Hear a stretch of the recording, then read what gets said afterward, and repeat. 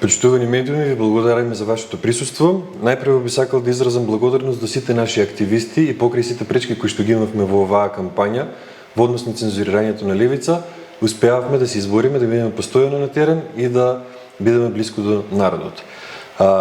Сакам да нагласам дека молкот, предизборниот молк, вчера не беше почитуван од страна на двете партии, ВМРО-ДПМН и СДСМ.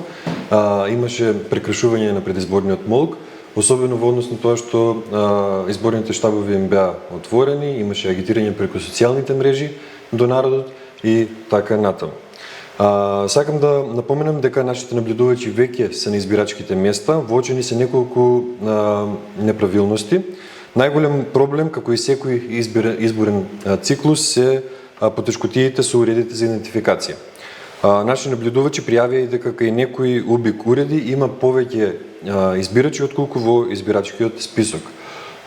Се надеваме дека набрзо овие неправилности ќе бидат отстранети и изборниот процес ќе продолжи во најдобар ред.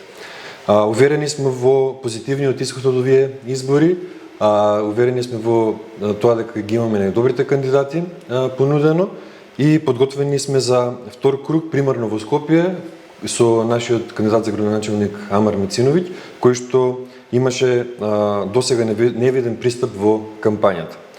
Би повикал на гласање, особено младите и оние кои што се чувствуваат дека досега не учествувале во одлучувањето во локалните самоуправи. Нам не ни е тешка борбата, тешко ни е да ја добиеме шансата за институционална борба. Искористете го вашето изборно право, гласајте и учествувајте во одлучувањето во локалните самоуправи. Ви благодарам.